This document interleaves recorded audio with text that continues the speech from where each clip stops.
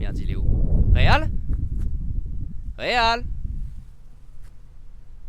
Réal? Merde. Réal?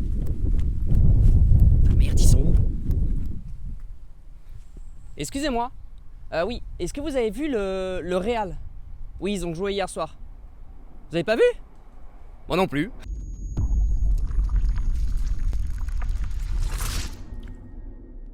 Oh, ça va, on taquine gentiment. Mais quel match de fou! Les amis, j'espère que vous avez apprécié ce match. Moi, personnellement, j'ai cru que j'allais mourir. À la 90e, j'ai cru que j'allais mourir de stress.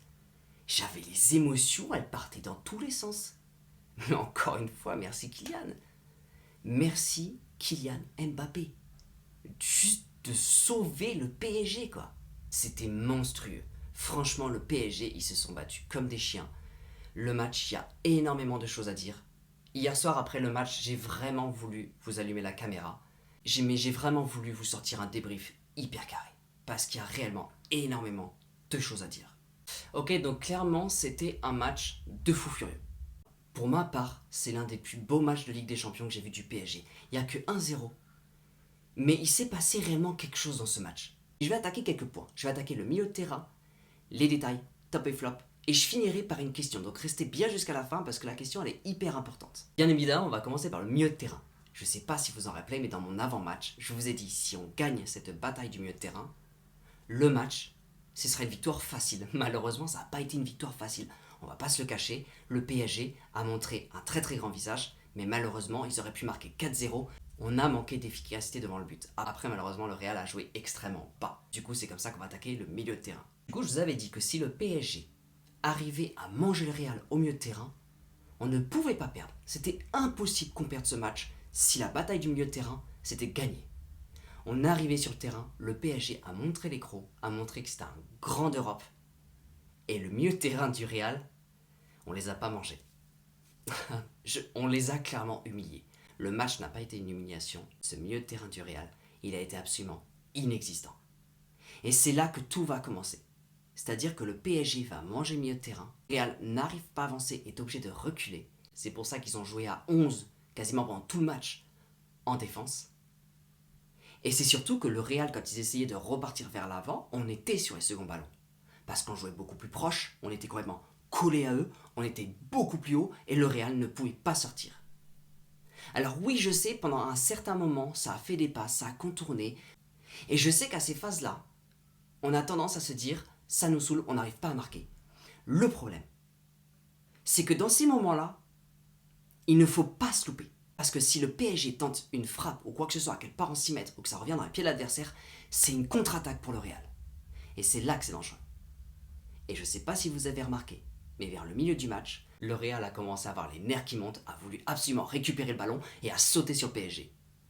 Et c'est à ce moment-là que le PSG a fait une passe sur le côté et d'un coup ils ont attaqué. Donc clairement en termes de stratégie, clairement le PSG avait une stratégie solide. Quand le match a commencé, j'ai vu un 4-3-3. Je ne voulais pas ce système de jeu. Et bien même avec ça, on est resté hyper solide.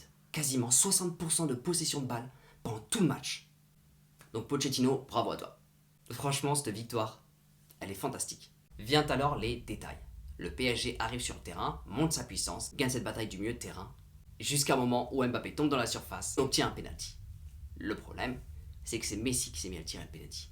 Et pour Messi, un penalty, c'était double tranchant. Soit il mettait ce penalty, la victoire était quasiment faite pour le PSG, soit il ne mettait pas, ça donnait beaucoup plus confiance à l'adversaire. Et c'est passé malheureusement la deuxième option. Et le Real à ce moment-là a eu un bond d'orgueil et a eu beaucoup d'espoir. Donc du coup au niveau des détails, ça repenche en faveur du Real à ce moment-là.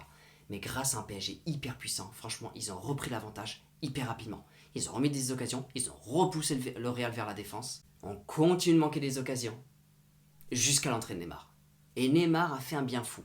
À peine il rentre en jeu, il obtient un coup franc. Ça c'est la patte de Neymar, ça. Et juste après, il fait cette fameuse talonnade. Mbappé qui arrache le slip de 2 défenseurs du Real et qui met ce ballon entre les jambes de Courtois et but. On va passer maintenant au top et au flop. Et je vais commencer par les flops. Franchement, honnêtement, je trouve que l'équipe du PSG, tout le monde a bien joué. J'ai vu personne faire d'erreur, quasiment. Tout le monde a été au rendez-vous, tout le monde a été monstrueux. Le seul problème, c'est qu'il y a une personne qui a raté son match. Et j'adore cette personne, c'est Lionel Messi. Le problème, c'est que Messi était littéralement un monstre au Barça et depuis qu'il est venu au PSG, je ne sais pas ce qui lui manque, mais aujourd'hui, avec le PSG, il n'y arrive pas. Alors oui, bien évidemment, au milieu de terrain, il va arriver à faire circuler le ballon. Il a fait des passes hallucinantes qui ont permis de débloquer le jeu, d'aérer le jeu du PSG. Il a été super fort là-dessus. Mais moi, je vous parle pas forcément de ça. Je vous parle de sa manière d'être décisif durant un match. Ce soir, il n'a pas été décisif. C'est Neymar et Mbappé qui ont été totalement décisifs. Et même au niveau des 1v1, des fois il cherchait des 1v1 avec des joueurs du Real et malheureusement il ne passait pas ou alors il tombait par terre. Et ça c'est pas bon. C'est pas bon pour sa confiance de savoir que Messi n'arrive plus à faire une différence en 1v1 et même face au but, il ne met plus autant de buts qu'avant. Donc du coup Messi en tant que milieu de terrain, oui, mais il n'arrive plus à créer cette différence, à percer des défenses, il n'a plus les jambes d'avant. Alors est-ce que si aujourd'hui il revenait au Barça, qui jouerait mieux qu'actuellement au PSG? Malheureusement personne ne peut le savoir à part lui. Mais aujourd'hui, au PSG, il manque réellement quelque chose à Messi. Honnêtement, c'est hyper frustrant pour lui, comme pour les supporters, comme pour le PSG. On en vient maintenant à mon top. Mon top, j'ai envie de mettre tout le monde.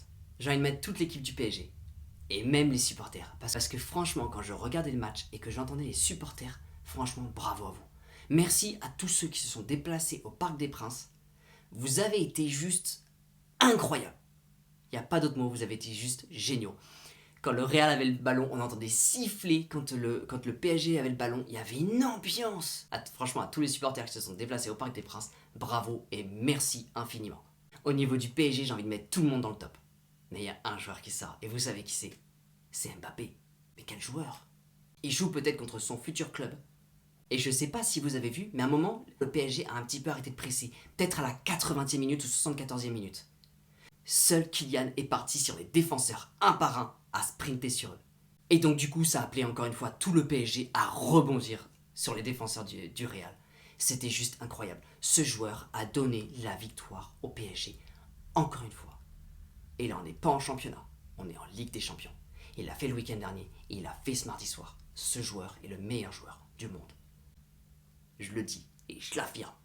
Non, sérieusement, pour être un peu plus objectif, Mbappé a tout changé dans ce match. C'est lui qui crée le penalty, c'est lui qui met le but, c'est lui qui a harcelé les défenseurs. Il n'a jamais arrêté de courir pendant tout le match. Donc pour moi, mon top, c'est Mbappé. Donc pour conclure un petit peu sur ce match, on est sur un match où il y a eu un seul but. Le PSG n'a pas arrêté de forcer sur le Real, mais n'a jamais marqué à part grâce à Kylian. Et donc du coup, certains pourraient peut-être se dire, on a failli faire un match nul. Au niveau de l'attaque, ça ne va pas. On va voir les choses autrement. Le PSG a réussi dans tous les domaines. Le gardien, la défense, le milieu et l'attaque. Le PSG n'a jamais craqué en défense. Le PSG a pressé pendant tout le match. Que ce soit temps fort ou temps faible, le PSG n'a jamais arrêté le pressing sur le Real. Je crois que je n'ai jamais vu le PSG presser autant de temps durant un match de Ligue des Champions. Les supporters ont été là du début à la fin. Et surtout, le PSG a commis très peu d'erreurs de la première à la dernière minute. Et ça, je ne l'avais pas vu depuis très très longtemps. Donc c'est pour ça, j'ai envie de vous dire, oui, c'est qu'une victoire 1-0, mais la victoire amène beaucoup de choses. Parce que, encore une fois, on sait qu'aujourd'hui, le PSG, jusqu'à la dernière minute, ils peuvent y arriver. Mais tout ça va passer par un gros travail au milieu de terrain et surtout une implication collective. Alors maintenant, j'aimerais vous poser une petite question. Parce que du coup, avant que le but arrive, je me suis posé la question dans ma tête. Est-ce que cette nouvelle règle d'enlever le but double à l'extérieur n'a pas fait en sorte que le Real, vers la 60e, 70e minute, quand ils ont vu qu'ils avaient zéro chance, les a pas poussés justement à rester en défense et se dire, en tous les cas, on ne marquera pas ce but, du coup on reste en défense.